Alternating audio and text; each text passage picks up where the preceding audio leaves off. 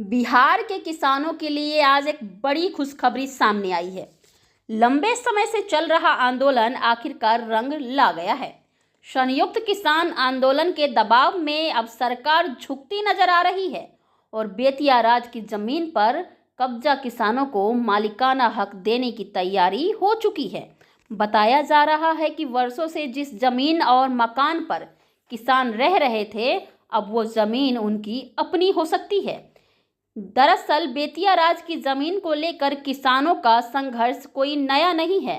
इससे पहले भी कई बार आंदोलन हुए, लेकिन इस बार आंदोलन ने बड़ा रूप लिया। इनकलाब जिंदाबाद, इनकलाब जिंदाबाद, काला कानून वापस लो, काला कानून वापस लो, निकलो अपने। इस आंदोलन में जितेंद्र तिवारी और आपन माटी आपन पार्टी के सहित कई संगठनों ने संयुक्त मोर्चा बनाकर जोरदार प्रदर्शन किया। किसानों ने अपनी मांगों को लेकर लगातार आवाज उठाई, रैलियां हुई, भाषण हुए और आखिरकार सरकार को इस मुद्दे पर फैसला लेना पड़ा।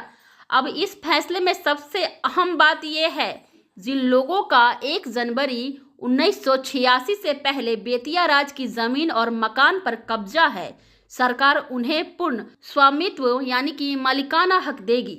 वहीं जिनका कब्जा 40 साल से कम समय का है, ऐसी जमीन और मकानों को सरकार अपने नियंत्रण में ले लेगी।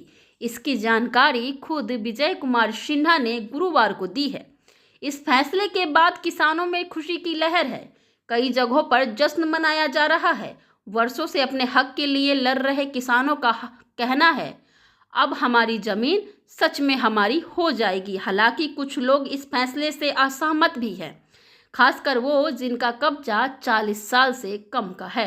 कुल मिलाकर किसानों के लंबे संघर्ष का ये एक बड़ा नतीजा है। अब देखना होगा कि सरकार इस फैसले को जमीन पर कैसे लागू करती है और क्या सभी किसानों को इसका पूरा फायदा मिल पाता है या नहीं। दर्शकों, अपनी राय कमेंट बॉक्स में जरूर रखिएगा और दीजिए इजाजत। नमस्कार, फिर मिलती हूँ ऐसे ही तमाम खबरों के साथ।